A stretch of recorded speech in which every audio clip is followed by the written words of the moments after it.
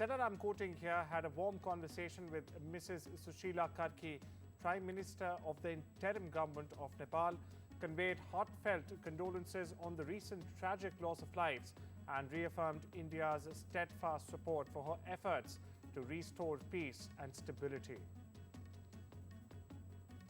When the US ABC has pulled late-night host Jimmy Kimmel off air indefinitely over comments he made about the shooting of right-wing influencer Charlie Kirk.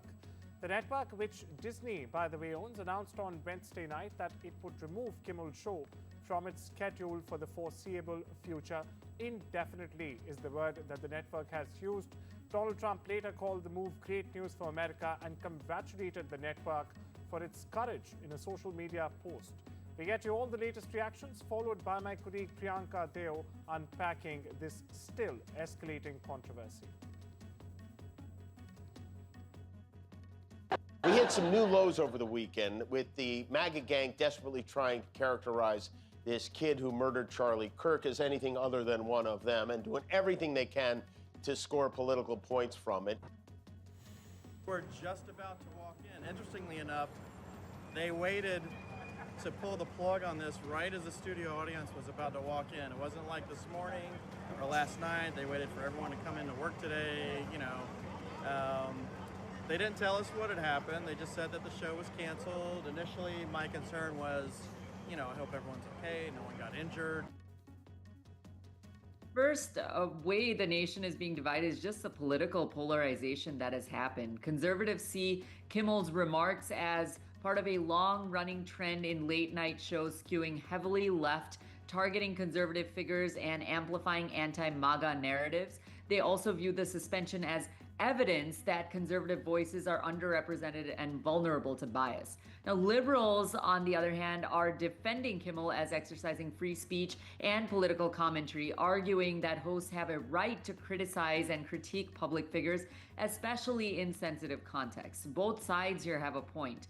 The division also stems from how people view the balance between comedy, commentary, and respect for tragedy. Conservatives emphasize that Kimmel weaponized humor for partisan purposes, while others stress that satire has always been politically pointed and should be protected under the right of free speech. This controversy also amplifies skepticism about media objectivity overall. Some see mainstream media networks as enforcing a very left-leaning agenda, while others perceive regulatory pressure as necessary to curb potentially misleading commentary.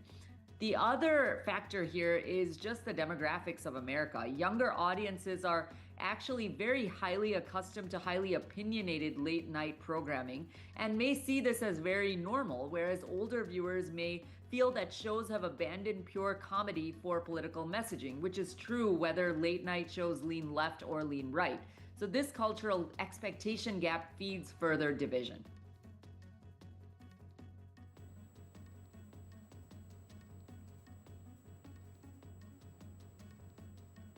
Media is definitely reacting to suspension. Outlets like ABC, CBS, and NBC affiliates report the suspension factually, emphasizing the controversy, regulatory comments, and audience reactions. They also focus on statements from ABC, Disney, FCC Chair Brendan Carr, who is a Trump appointee, and Nexstar affiliates. And some news outlets frame this as a free speech debate, while others highlight Kimmel's remarks as insensitive over Charlie Kirk's death.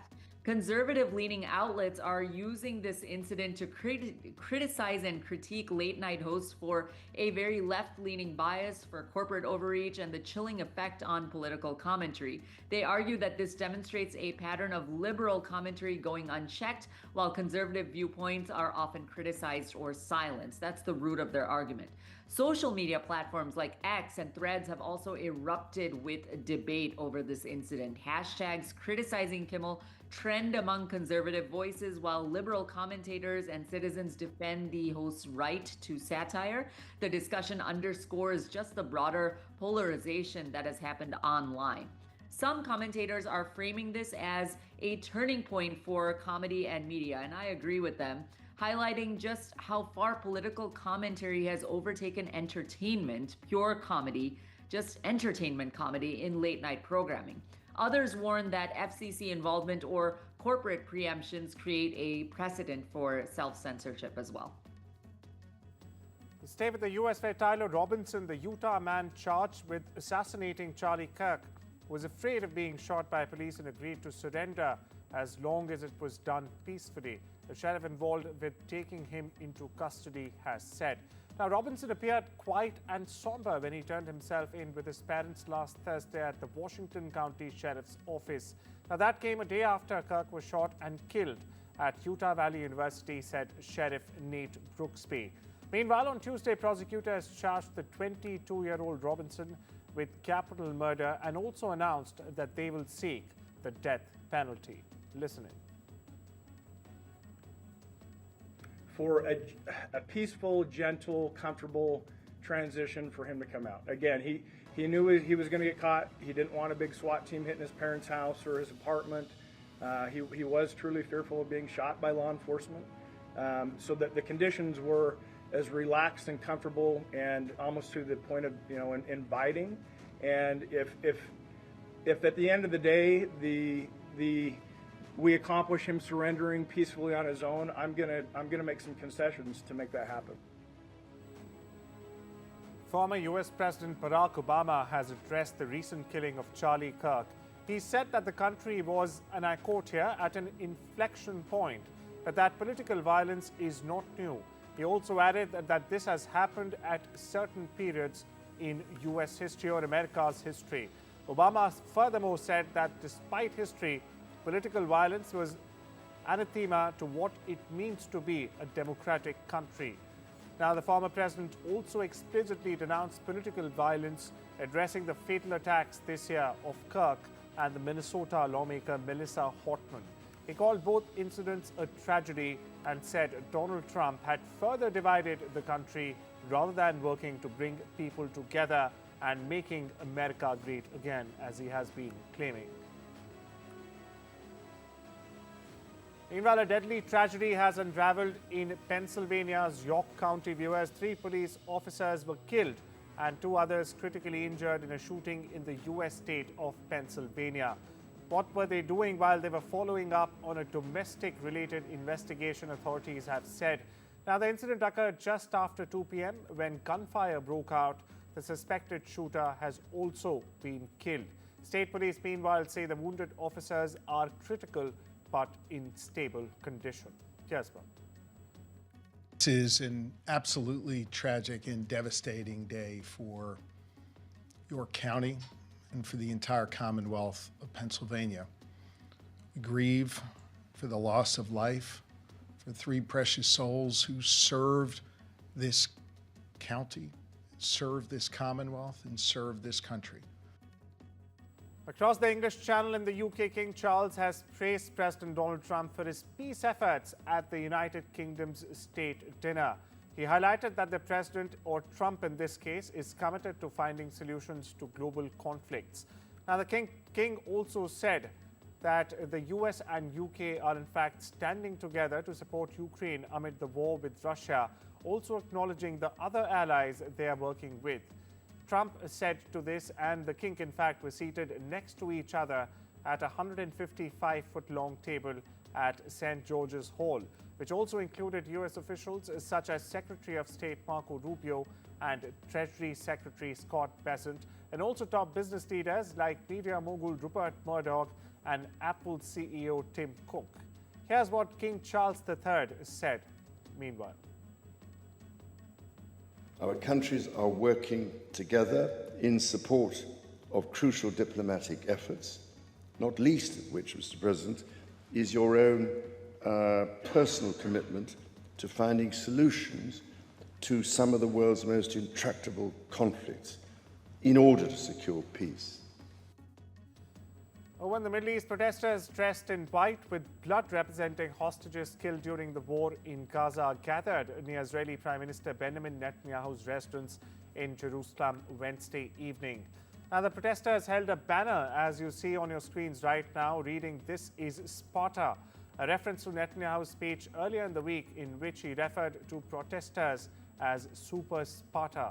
Now, Sparta is a Greek city. For perspective, historically famed for its militaristic society and warrior ethos. Michael Illes, a father of hostage Guy Illes, whose body is believed to be held in Gaza, laid down on the ground next to the protests in white, vowing not to compromise until his son's body is returned to Israel for burial. We get you more.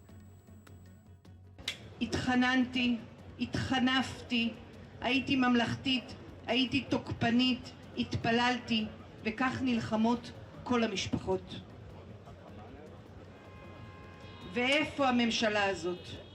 למה בתוך הפחד הקיצוני, העצב והייסורים, אנחנו צריכים לנהל קרב על הצלת והשבת היקרים שלנו?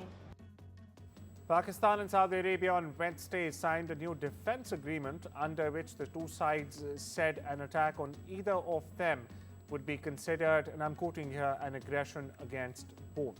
In response to Saudi-Pak Defense Pact, Ministry of External Affairs has said that we've seen reports of the signing of a strategic mutual defense pact between Saudi and Pakistan. The government was aware that this development, which formalizes a long-standing arrangement between the two countries, had been under consideration.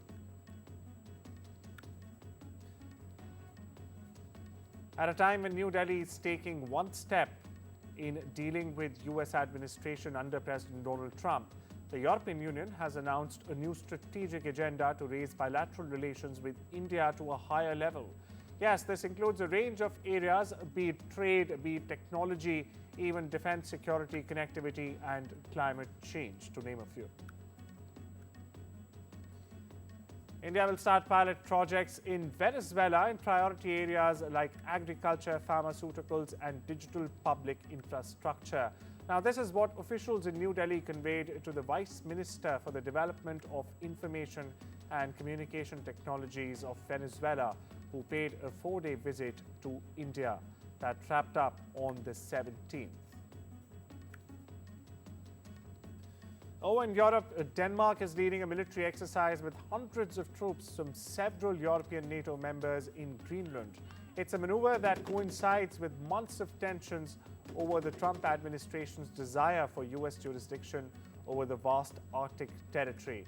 The Arctic Light 2025 exercises, as they're called, which follows maneuvers with identical or similar titles in previous years, involves more than 550 service members from Denmark and NATO allies France, Germany, Sweden, and Norway.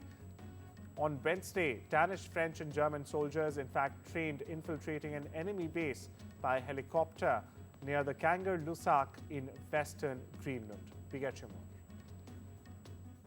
Two aspects that's challenging. The first is that there's no real infrastructure, so we need to move everything by boat or by air, and that makes it very difficult to resupply the company. The other thing is that there's a lot of hills and altitude meters, and that means that it's very hard for my soldiers to carry all their stuff on their back.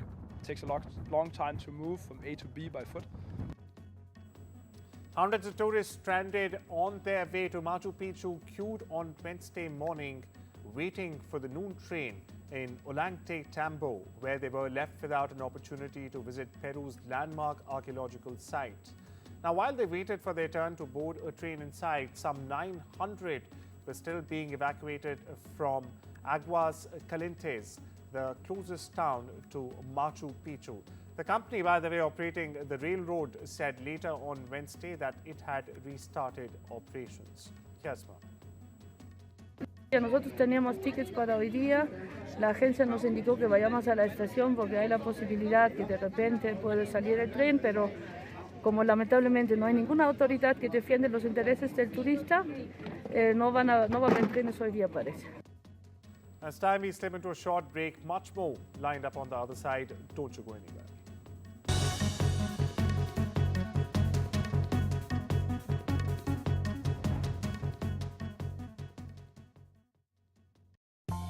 Getting out and about isn't as easy as it used to be. HF. That's why I love Wiltshire Farm Foods meals. It means I've always got something tasty in the freezer. And with £5 off your first order, you too can enjoy delicious ready meals with free delivery straight to your door. Just call or go online for a free brochure and they'll send you a £5 voucher too. Wiltshire Farm Foods, that home-cooked taste, delivered. Now with £5 off your first order.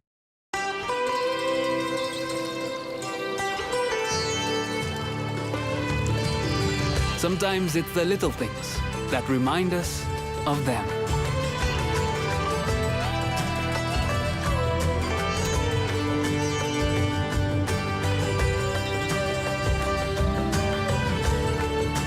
Stay close, even when you're far apart. Send money worldwide with Remitly.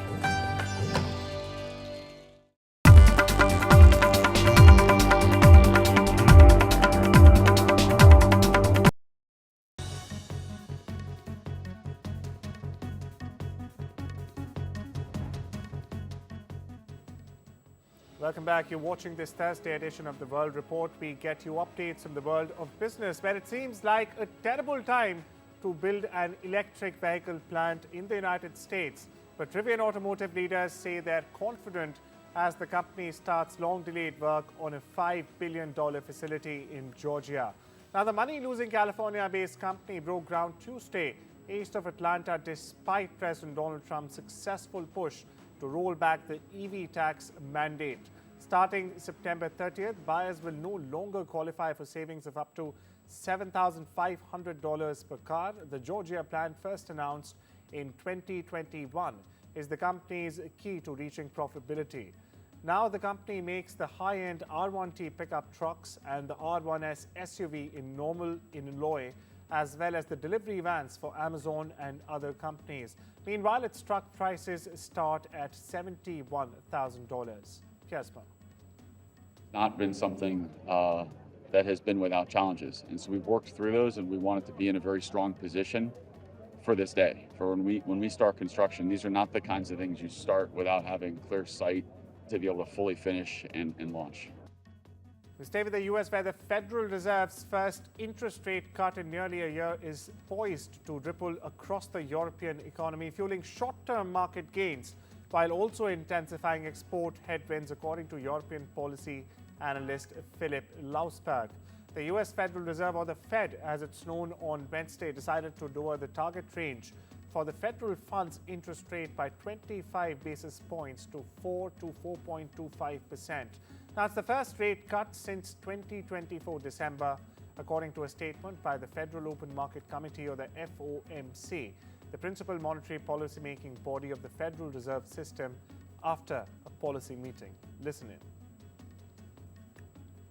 We've seen whenever the Federal Reserve cuts rates, European markets tend to perform quite well in the next 3 to 6 months or so.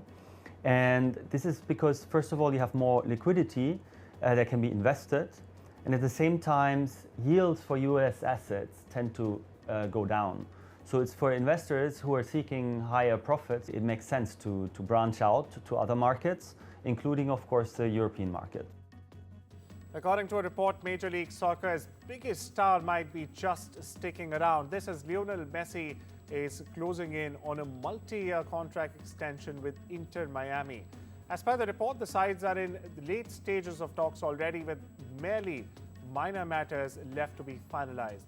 Financial terms weren't reported. Now, 38-year-old Messi joined Inter Miami during the 2023 season, and his contract, in fact, runs through the end of the 2025 campaign. Stacey Lewis, the former world #1 who captained the US to victory at the 2024 Solheim Cup, will retire from the Ladies Professional Golf Association at the end of the current season, the 2025 season. That is, the 40-year-old Lewis, who counts 2 major amongst her 13 wins on tour and twice earned Player of the Year honors, said in a social media post ahead of this week's LPGA event in Arkansas that her body has told me it's time. And finally, Bollywood's Badshah built an empire in front of the camera. Now his son is trying to build one behind it. Yes, it's Arjun Khan's first OTT series, and it's dropping today. And who better to decode the moment than Mahesh Bhatt, the man who has actually seen Shah Rukh Khan's journey up close. We leave you with this report. Take care and have a wonderful day. नजरें झुका के शर्मा के गलियों से गुजरती थी और अचानक एक ट्रक आया और उसे कुचल कर चला गया। थोड़ा ज्यादा हो गया ना? आदत डाल लो, क्योंकि मेरा शो भी थोड़ा सा है। He's the Badshah of Bollywood. His son, the maker of the bads of Bollywood. Today, it's Aryan's turn in the spotlight. Veteran filmmaker Mahesh Bhatt, who directed SRK in Chahat and Duplicate, breaks down the pressure cooker that Aryan is stepping into. I think there is a pressure which is around the person and the family. He's a person who has a status of a superstar and he's endured it for years. It's because of the metal that he has. And it's not something that you can borrow from your box office figures. Bollywood is full of star kids who had access but not automatic success. From Isha Deol to Abhishek Bachchan to Tushar Kapoor to Twinkle Khanna, big surnames didn't always mean big stardom.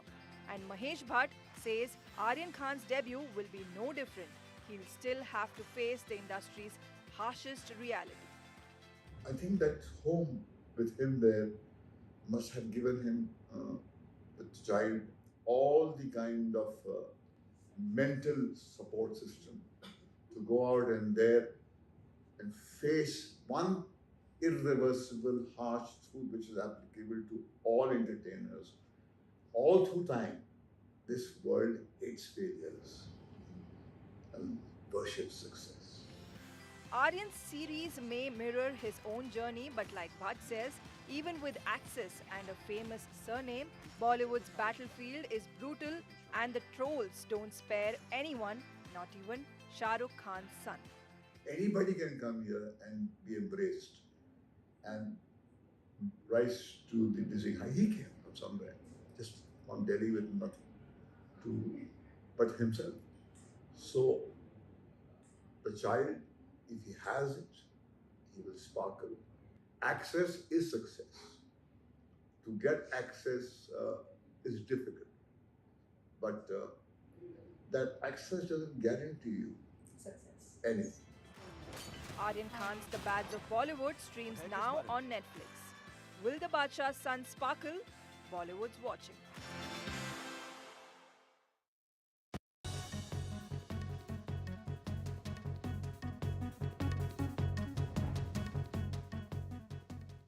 Now that retirement's here, it's time for me to focus on the things that really matter in life, like making sure my family can manage funeral costs when I'm no longer around. Which reminds me, Welcome to British Seniors, the UK's #1 rated provider of over 50s life insurance. Hi, I'd like a quick quote, please. No problem. We're proud to offer our seniors lifetime guarantee. With 100% of claims having been paid, we guarantee your premiums will never go up and that you'll speak to one of our specialists in the UK. UK residents aged 50 to 80 are guaranteed to be accepted. Depending on your age, your loved ones can get a cash payout up to £10,000. That money could help cover my funeral costs or be a gift for my grandson.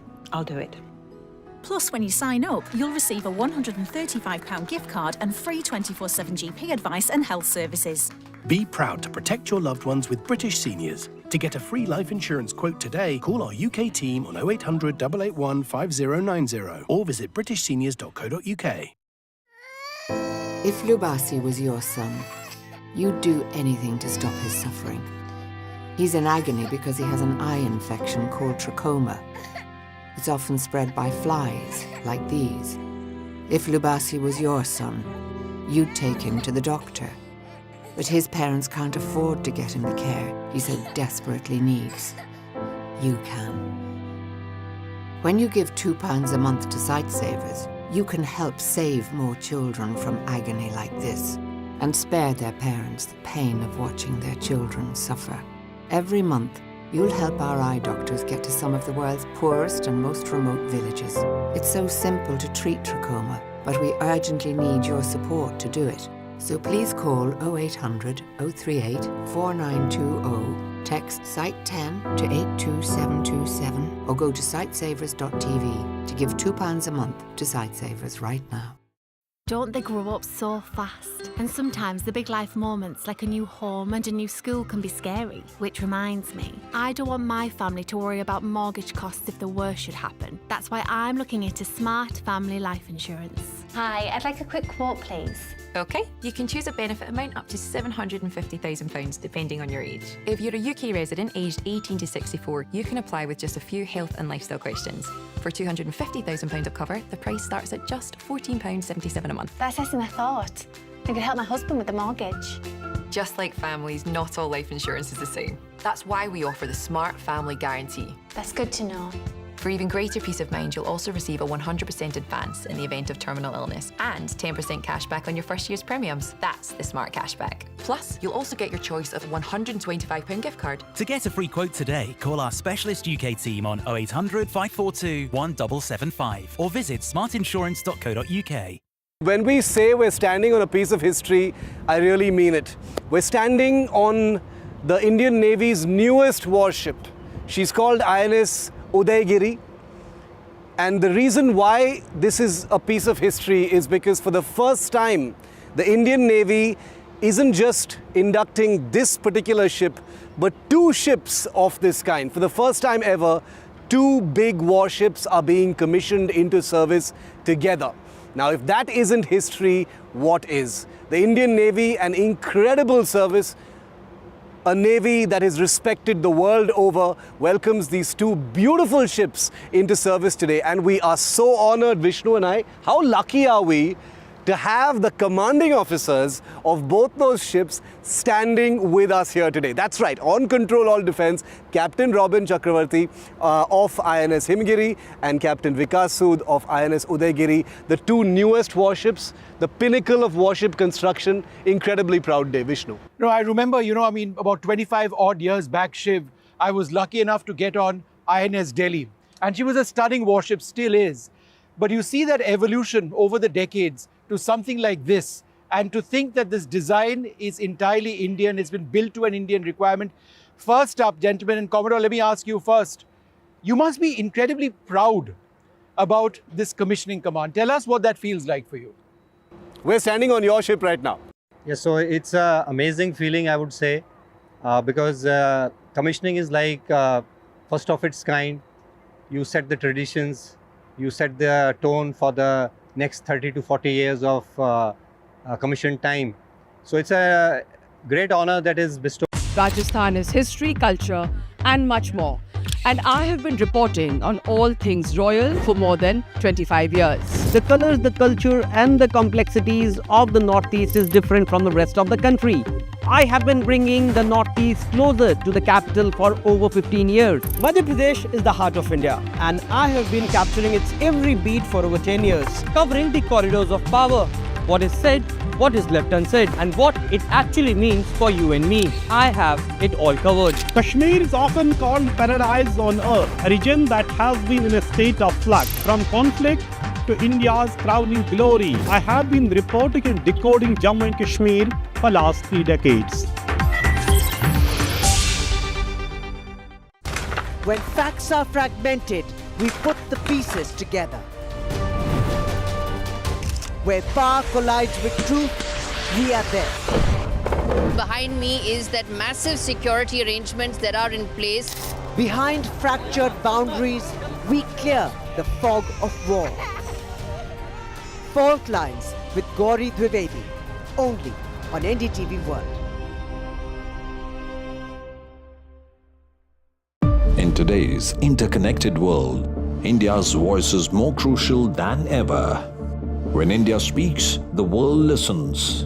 At NDTV World, we are that voice, bringing you intelligent and insightful news from India and beyond. From geopolitics and diplomacy to economic shifts, migrations, tech disruptions, and the stories of our diaspora. We cover the news that shapes our global future. NDTV World, your new home for global news, is here. When facts are fragmented, we put the pieces together. Where power collides with truth, we are there. Behind me is that massive security arrangements that are in place. Behind fractured boundaries, we clear the fog of war. Fault Lines with Gauri Dwivedi, only on NDTV World.